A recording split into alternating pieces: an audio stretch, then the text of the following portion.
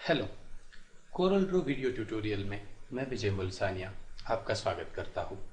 Lesson number 16, edit curve and shape tool. इस lesson में हम शेप टूल तथा कर्व को एडिट करने के ऑप्शंस के बारे में सीखेंगे। कर्व को एडिट करने के लिए 23 जितने ऑप्शन है, जिसमें से आज हम पहले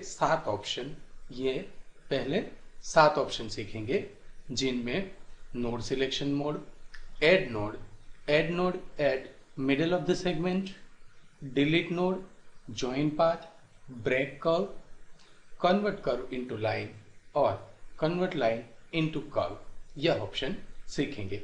और यह ऑप्शन की मदद से हम एक प्रैक्टिकली ये बटरफ्लाई शेप बनाएंगे। तो आइए शुरुआत करते हैं शेप टूल सीखने की। शेप टूल के लिए शॉर्टकट है F10। पहले हम एक शेप बना लेते हैं, फ्री हैंड शेप बनाते हैं। यहां पर कुछ मैंने यह शेप बनाया है, देखिए। ये सबसे पहला है सिलेक्शन मोड।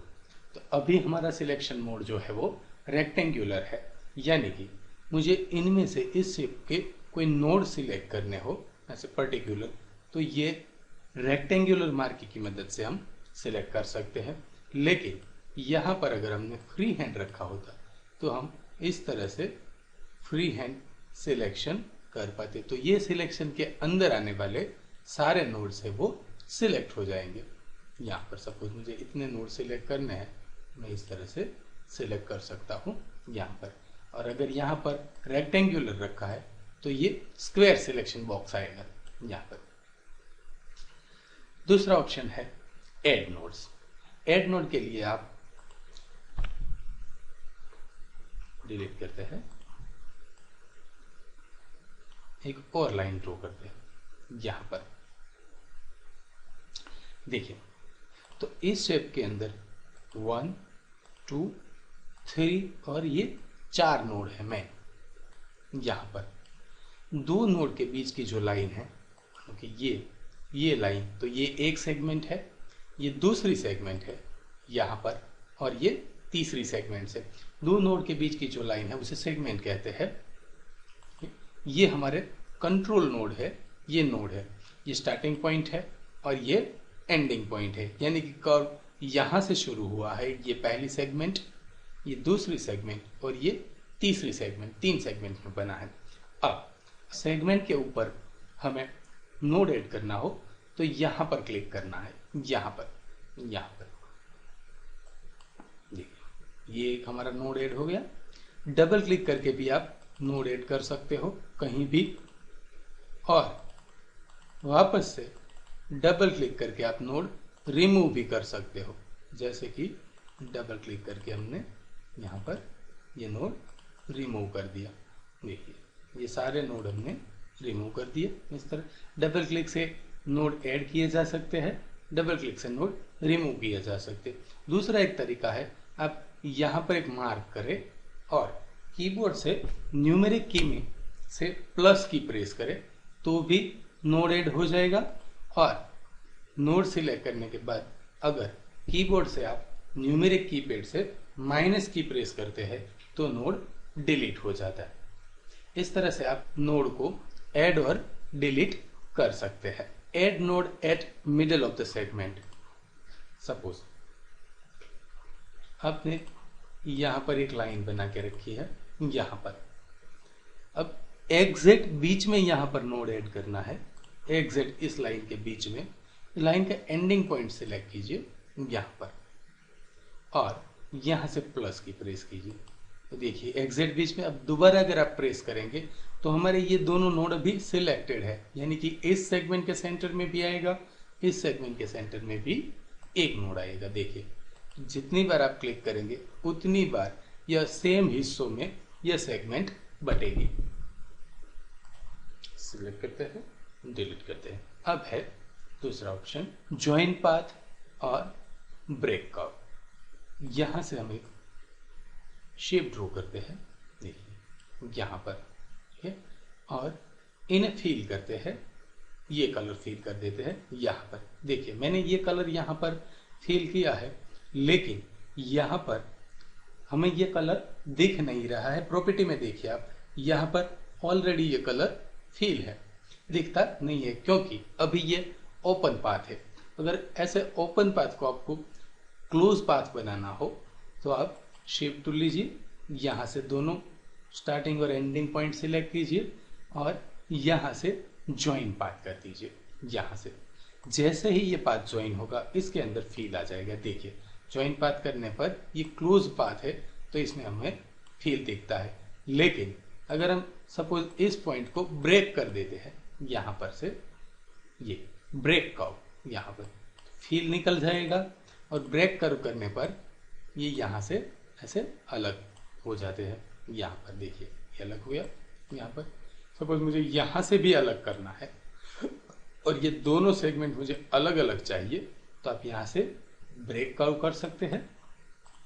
ब्रेक कर्व करने पर ये सेगमेंट अलग हो गई, लेकिन सिलेक्ट करने पर ये दोनों आप अलग अलग से अभी सिलेक्ट नहीं कर पाएंगे। अगर आप ये दोनों ऑब्जेक्ट को अलग अलग सिलेक्ट करना चाहिए तो कीबोर्ड से कंट्रोल के प्रेस करें या फिर यहाँ पर ब्रेक अपार्ट पर क्लिक करें। यहाँ पर अब आप ये दोनों शेप अलग से सिलेक्ट कर पाएंगे। अगर वापस इन्हें जोड़ना हो तो रिपीट वही स्टेप है, दोनों को पहले सिलेक्ट कीजिए, कंबाइन कीजिए, यहाँ पर क्लिक करते हैं, शेप टूल लेते हैं, ये पॉइंट दोनों सिलेक्ट करते हैं, ज्वाइन, ये दोनों सिलेक्ट करते हैं, ज्वाइन। तो इस तरह से आप शेप को ब्रेक कर सकते हैं और ज्वाइन कर सकते हैं। डिलीट करते हैं। यहाँ पर convert curve into line, suppose यहाँ पर हम एक लाइन ड्रॉ करते हैं, ओके, शेप टूल लेते हैं। यहाँ पर अभी ये हमारी स्ट्रेट लाइन है, यहाँ पर कहीं पर एक पॉइंट रखते हैं यहाँ पर और यह ऑप्शन पर क्लिक करते हैं, कन्वर्ट टू कर्व। यहाँ पर क्लिक करने पर ये जो लाइन सेगमेंट है वो कर्व सेगमेंट में बदल जाएगी। यहाँ पर देखिए ये कर्व सेगमेंट में बदल गई। यहाँ पर दो नोड भी हमें दिखे, लेकिन आप इस सेगमेंट पर कहीं पर भी क्लिक करके ऐसे कर्व शेप में मूव कर सकते हो, या फिर आप इनके ये नोड्स के जो हैंडल है उन्हें मूव करके शेप बदल सकते हो। यहाँ पर अब ये हमारी कर्वी सेगमेंट है, इनको हमें अगर लाइन में कन्वर्ट करना हो तो कहीं पर भी क्लिक कर दीजिए इस सेगमेंट के ऊपर और यहाँ पर क्लिक करें कन्वर्ट टू लाइन। यहाँ पर तो कर्वी जो सेगमेंट थी वो अब लाइन में बदल गई है। अब देखते हैं इस तरह से बटरफ्लाई कैसे बनाया जाए इन ऑप्शंस की मदद से। तो इन्हें हम साइड में ले लेते हैं यहाँ पर और यहाँ पर हम शेप बनाते हैं। एक रेक्टेंगल ड्रॉ करते हैं,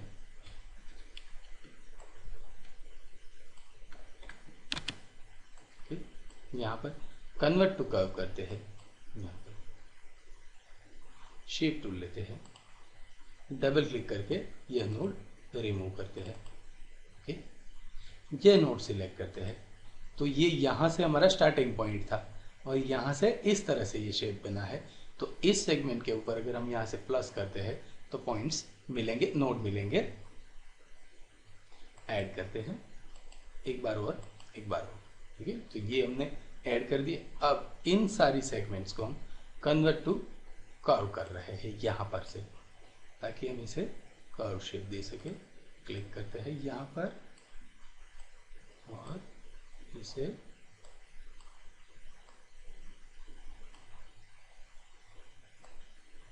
अंदर की साइड थोड़ा थोड़ा मूव कर लेते हैं।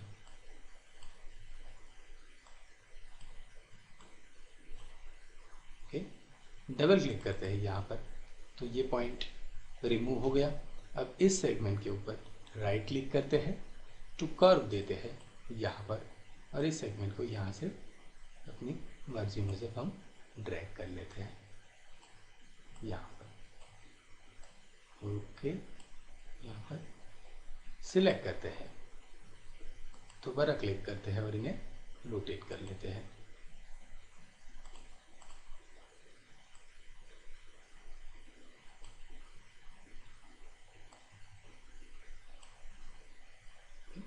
शेप को थोड़ा सा एडजस्ट कर लेते हैं वापस से क्लिक करके यहाँ पर।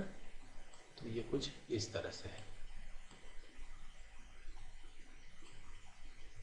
ओके, लगभग ऐसा सिमिलर शेप हमें मिल गया है। अब यह शेप बनाते हैं, एक रेक्टेंगल लेते हैं, कन्वर्ट टू कर्व करते हैं, शेप टूल लेते हैं, यहाँ पर नोड को सिलेक्ट करते हैं, कीबोर्ड से प्लस की प्रेस करते हैं न्यूमेरिक कीपैड से। तो ये बीचों बीच पॉइंट नोड ऐड हो गया। डबल क्लिक करते हैं यहाँ पर, इन्हें रिमूव कर देते हैं, सारे नोड सिलेक्ट कर लेते हैं और यहाँ से टू कन्वर्ट टू कर्व करते हैं। यहाँ पर यहाँ से क्लिक करके इन्हें और यहाँ पर क्लिक करके इस तरह से शेप बना लेते हैं शेप। तो ये शेप बन गया। अब इन्हें यहाँ पर रख देते हैं।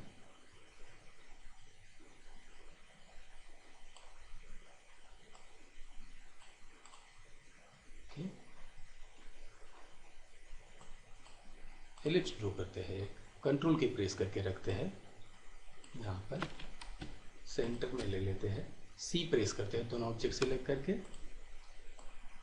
सभी ऑब्जेक्ट सिलेक्ट करते हैं और वाइट फिल कर देते हैं। यहाँ पर यह ऑब्जेक्ट हमारा नीचे है, यहाँ पर तो इन्हें सिलेक्ट करते हैं, कीबोर्ड से शिफ्ट पेज डाउन प्रेस करते हैं, यहाँ पर थोड़ा सा ऊपर ले लेते हैं, आईज बनाते हैं, यहाँ पर कंट्रोल की प्रेस करके रखते हैं, यहाँ ऊपर लेते हैं।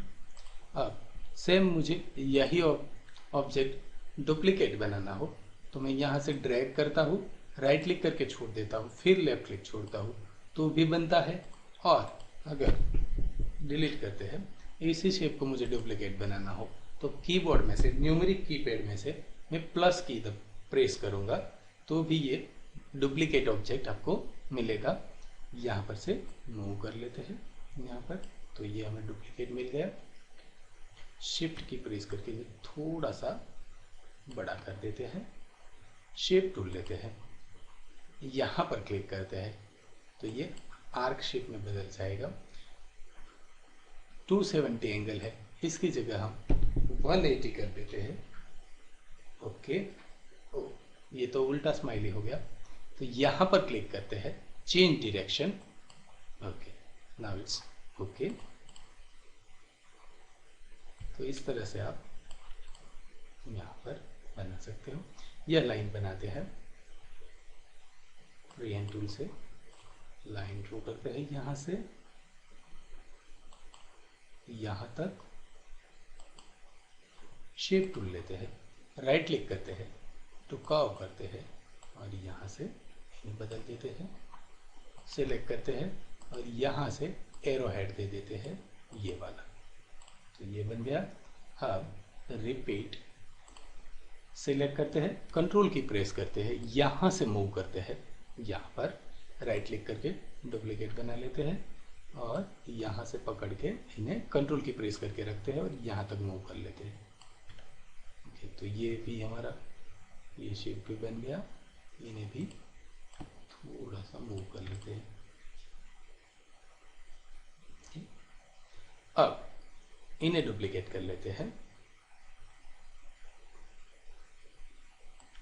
यहाँ पर से यहाँ पर राइट क्लिक करके डुप्लीकेट और यहाँ से मूव कर लेते हैं।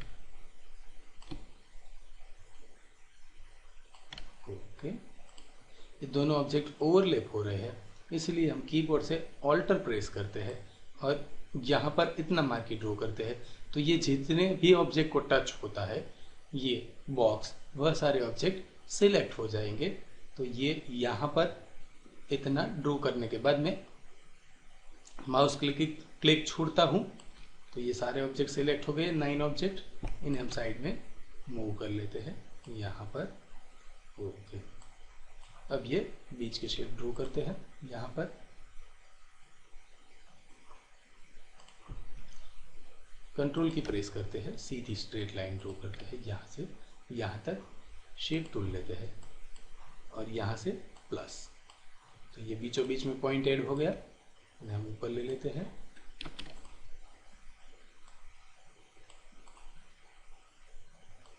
इन्हें नीचे मूव कर देते हैं।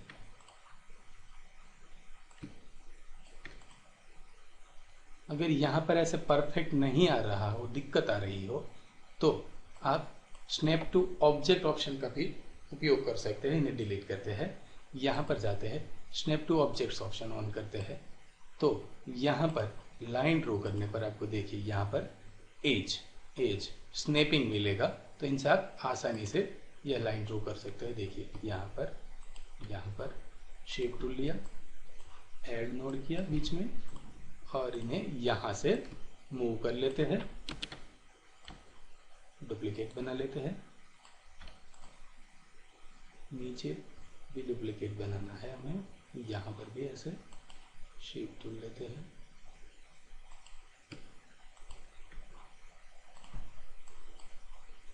प्लस करते हैं,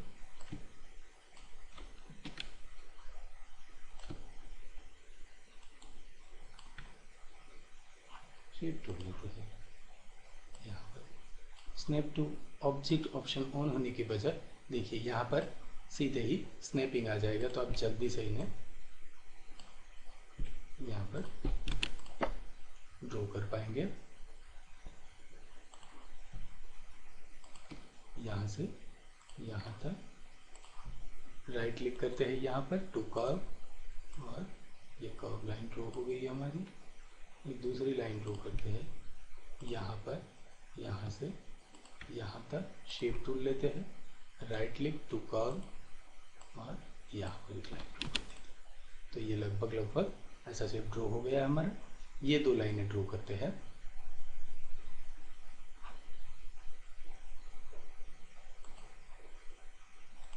यहाँ से यहाँ तक शेप टूल लेते हैं टू कर्व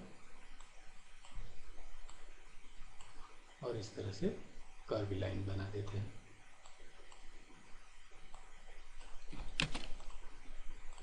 ओके, डुप्लीकेट बना लेते हैं।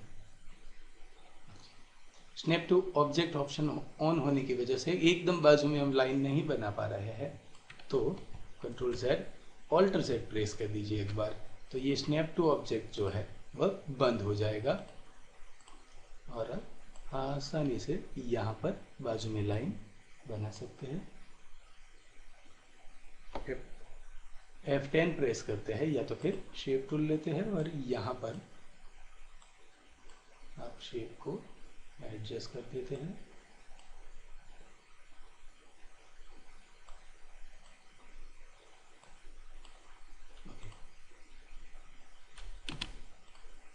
जूम आउट करते हैं। अब यही दो लाइन यहाँ पर सेट करते हैं। तो एक तरीका ये है कि आप सीधे यहाँ से इन्हें इस तरह से डुप्लीकेट कर ले और यहाँ पर सेट कर दे। लेकिन अगर इलस्ट्रेटर में जो जिस तरह से हम सेट करते हैं उस तरह से आप करना चाहे तो इन दोनों को सिलेक्ट कीजिए। यहाँ पर ये सेंटर पॉइंट है मिररिंग का। देखिए यहाँ पर जितनी डिस्टेंस पर ये है उतने ही डिस्टेंस पर ये है, तो हम यहाँ पर ये इनका सेंटर है, तो इन्हें सिलेक्ट करते हैं, शेप टूल में जाते हैं, फ्री हैंड ट्रांसफॉर्म लेते हैं और इनमें से ये दूसरा वाला option free hand angle reflection लेते हैं और यहाँ पर क्लिक करते हैं। यहाँ पर एग्जैक्टली इस पॉइंट पर या कहीं पर भी इस पॉइंट पर या आप इस पॉइंट पर भी क्लिक कर सकते हैं। ये क्योंकि ये इसका सेंटर है इसीलिए, तो ये सेंटर पॉइंट पर क्लिक करते हैं यहाँ पर और यहाँ से रिफ्लेक्ट करते हैं। सपोज यहाँ से देखिए, यहाँ से मूव करने पर ये यहाँ रिफ्लेक्शन दिखेगा। देखिए यहाँ पर आ गया है और मैं यहाँ तक जाता हूँ।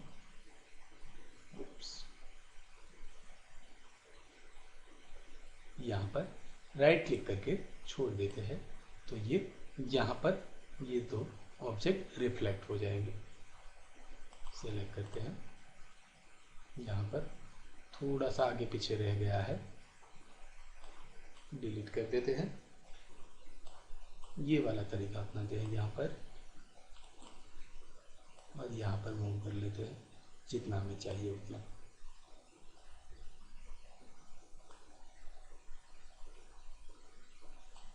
ओके, गुड, तो हो गया। तो ये लगभग हमने सिमिलर शेप बना दिया है, जैसा हमने एग्जाम्पल में देखा था वैसा। यहाँ पर इस वीडियो ट्यूटोरियल देखने के लिए आभार। अगर आपको यह ट्यूटोरियल पसंद आया हो तो लाइक ज़रूर कीजिएगा, और प्रैक्टिकली भी आप इसे बनाइए और कमेंट में लिखें।